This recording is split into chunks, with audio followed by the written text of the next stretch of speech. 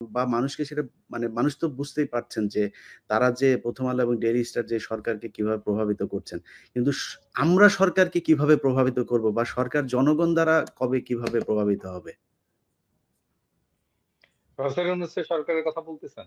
হ্যাঁ, প্রফেসর ইউনূসের সরকার প্রভাবিত হবে না। হ্যাঁ? প্রভাবিত হবে না কারণ তারা যেটা মনে করে সেটাই তারা করবে। হ্যাঁ? এবং তারা কখনো তারা বলেন আমাদের ভুল হলে ধরায় দেবেন, আমরা সংশোধন করব। একটা বলছেন, একটা জায়গায় দেখছেন ভুল সংশোধন করছে? একটা হুম, জায়গায় একটা দেখান তো যে হুম, ভুল ধরায় দেওয়া হয়েছে, সংশোধন করছে। সেদিন দেখলাম পরশুদিন দেখলাম কোন এক একজন ভদ্রলোক লিখছেন যে, "আপনারা তো বলেন যে ভুল হইছে, ভুল ধরায় দিলে সংশোধন করবেন। ধরায় দিলাম ফারুকীর নিয়োগটা ভুল হইছে হুম, হুম, এবং সংশোধন করেন।" হ্যাঁ? অসং তারা কখনো কোনো ভুল তারা সংশোধন করে। কখনো এবং তারা যেটা মনে করছে সেটাকেই প্রতিষ্ঠা করার চেষ্টা করে গেছে গায়ের জোরে। হাসিনা যেভাবে করত ওরা সেভাবে করে। একই হুম, জিনিস। মানে হাসিনারও ভোট লাগতো না। এটাও তো ভোটের সরকার না। তো এরাও মনে করতেছে যে আমরা আরেকটা হাসিনা হয়ে গেছি। ক্ষমতায় গেছি আমরা আরেকটা হাসিনা। হ্যাঁ? রাইট। কোনদিন আমরা যতগুলো প্রশ্ন তুলছি, উত্থাপন করছি, কোনটার জবাব পাইছে? কেউ পাইছে? একজনকে দেখান যে ঠিক আছে আমার কথা বাদই দেন। আমরা না হয় ২ পয়সার ইউটিউবার। অন্য তো অনেকে অনেক প্রশ্ন তুলছে, তাই না?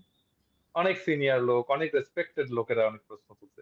ফরহাদ মাজার প্রশ্ন তুলছে, সলিমুল্লাহ খান প্রশ্ন তুলছেন, তাই না? উনারা তো রেসপেক্টেড মানুষ, একাডেমিশিয়ান। তাদের কোন জবাব দেওয়া হইছে? হয়নি।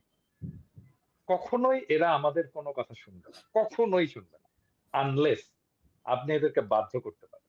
মানে ধরেন এই ফারুকী যদি পচা ডিম খায় এখন বাইরে গেলেই, তাহলে ওর মাথায় টনক নড়বে। প্রফেসর ইউনূসের টনক নড়বে। আরে আমাদের উপদেষ্টাগুলো তো পচা ডিম খাইতেছে। হ্যাঁ? পচা টমেটো খাইতেছে। তখন না, ওদের ল টনক নড়বে যে না লজ্জা তো একটা ধরেন লজ্জা তো দাদা ধরেন ওই যে আমাদের গ্রামের একটা কথা আছে না যে একজনকে বিচারে জুতা দিয়ে পিটাইছে। পেটানোর পরে বলছে যে, "আমার জুতা দিয়ে পিটাইছে, মান-সম্মান আছে। যদি আরেকজনের জুতা দিয়ে পেটাইতো তাইলে কি অবস্থা হইতো?" আপনি ফারুকীরে যে ডিম পচা যে মারবেন, মানে ও কি আসলে ও সোশ্যাল মিডিয়ায় দেখে না কি হচ্ছে ওরে নিয়া? মানে এরপরেও লজ্জা হয় না। ওরে ডিম জুতা-টুতা খাইলেও লজ্জা হবে কিনা সেটা না, আসলে না, না শুনলে হবে না তো, হবে না আচ্ছা, তো, আচ্ছা, আচ্ছা, হবে আজকে না তো। একটা একটু ইন্টারাপ্ট করি। আজকে খুবই একটা ইন্টারেস্টিং জিনিস দেখলাম। আমি কিন্তু ওনার ফেসবুকে যেই ফেসবুকে উনি আজকে স্ট্যাটাস দিল, যে ওনার ব্যাপারে যেগুলো টিয়ে পোস্টস দেওয়া হচ্ছে তার অনেকগুলোই মিথ্যা। হুম, এখন ওনার প্রোফাইল থেকে আমি নিজে যেই প্রোফাইলে উনি এই পোস্টটা দিয়েছে সেই প্রোফাইলে আমি নিজে উনি যে এলজি এগুলো সাপোর্ট করে, সমকামিতা সমর্থন করে, এগুলি যে পোস্ট সেটা আমি নিজে স্ক্রিনশট নিয়েছি। আজকে যে দেখি নাই। তার মানে উনি ডিলিট করেছেন। হুম, হুম, উনি যদি এতই সব যদি মিথ্যাচার হয় তাহলে উনি ডিলিট করলো কেন ওনার পোস্ট? হুম, হুম। ওটা তো আমি নিজেই করেছি কাজটা। সো না, ডিলিট করে তো লাভ নেই। এগুলো তো এখন সবার হাতে, হাতে চলে গিয়েছে। সে ডিলিট করলেই হবে। সে তো সে বোয়াক এবং তার যে সিনেমা নাটকগুলো আছে সেগুলো সে ডিলিট করবে কিভাবে? আমি আজকে কথা বলছিলাম বুঝছেন একজনের সাথে। তার হুম, একটা নাটক আছে। নাটকের নাম হচ্ছে নাটক হচ্ছে আমি নামটা ভুলে গেছি। এই যে দেশাত্মবোধক গানের একটা কথা আছে ওই গানের নামে। সেটাতে জামাত ইসলামের আপনার গোলাম আজম-টাজম এদেরকে নিয়ে কটাক্ষ করে করা আছে। তিনি আ করছিলেন, বাইরে ছিলেন। বাইরে থেকে সেটে গিয়েছেন। সেটে যাওয়ার পরে একটা আ শুটিং হয়েছে ওইখানে। শুটিংটা ছিল হচ্ছে মিছিল করবে। জামাত ইসলামের একটা মিটিং হবে। গোলাম আজমের সামনে গোলাম আজম, যে গোলাম আজমের চরিত্রে অভিনয় করছে তাকে সামনে রেখে পেছনে একটা হবে। তো সেই মিছিলটা উনি আবার যেহেতু ডিরেক্টর সেটে এসে তারপরে ওই মনিটরে দেখছেন ফুটেজগুলো কি হলো। সেই ফুটেজ দেখার পরে ইচ্ছামত গালাগালি এবং ওর সেটে নাকি প্রচন্ড রকমের গালাগাল করা হয়। এটাও প্রমোট করে। মানে খামোখায় একজনকে ধরেন আমরা বলি না, "এই ভাই এদিকে আয়।" উনি নাকি ওইখানে একটা খারাপ ভাষায় গালি দিয়ে তাকে ডাক দেয়। এটা ওর নরমাল একটা জিনিস।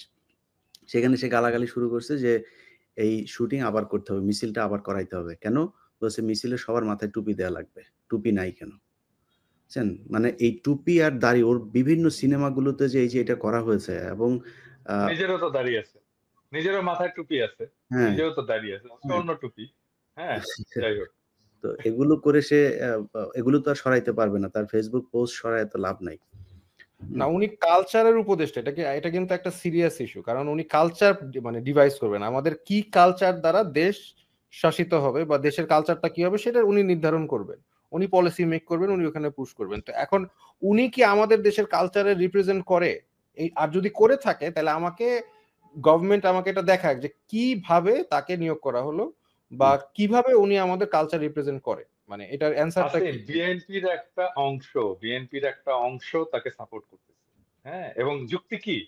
যুক্তি হচ্ছে যে সে এই হাসিনার শাসনের যে ন্যারেটিভ, হ্যাঁ, সেটা তৈরি করবে, যেটা দেখে হাসিনার শাসনের বিরুদ্ধে ঘৃণা উৎপাদন হবে। আরে বেটা, এই শেখ মুজিবের শাসন, হাসিনার শাসনের বিরুদ্ধে ন্যারেটিভ কারা তৈরি করছে এতদিন ধরে? কারা তৈরি করছে?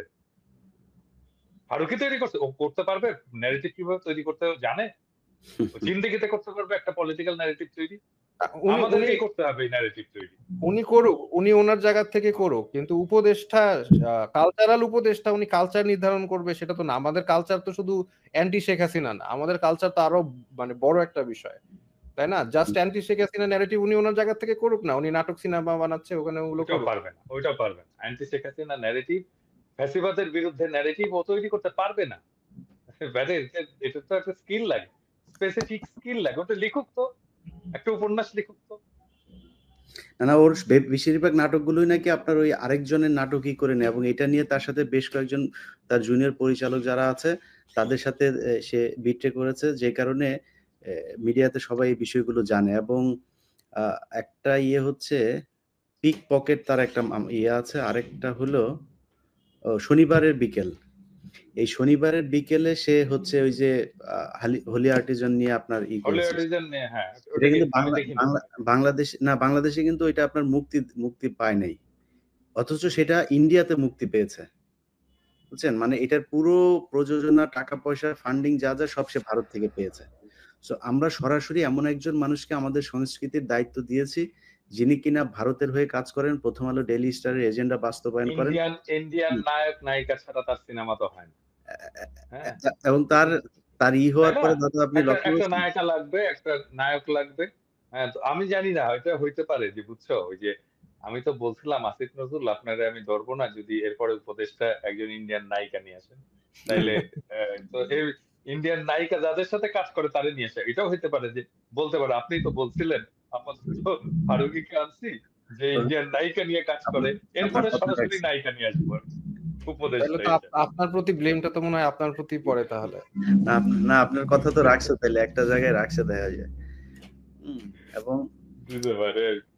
এবং আপনি দেখেন যে প্রথম আলো তাকে যেইভাবে করতেছে, এই একটা জায়গা। আরেকটা হচ্ছে চঞ্চল চৌধুরী, যে কিনা পলাতক, যারে খুঁজতেছে বাংলাদেশের মানুষ ভারতের এই দালালি করার জন্য। সেই চঞ্চল চৌধুরী কিন্তু তাকে নিয়ে প্রথম আপনার অভিনন্দন জানায় করছে ফেসবুকে। এই সবগুলো যেগুলো লুকাইছিল সবগুলো এখন একে একে বের হবে, সবগুলো এই ফারুকই বের করবে সব কটা। এবং আমার ধারণা যে প্রোটেকশনে তাদেরকে বের করবে। নাসিরউদ্দিন ইউসুফ এরাও বের হয়ে আসলে আমি অবাক হব না, চলেও আসতে পারে। বের হবে রামেন্দ্র মজুমদার বের হবে।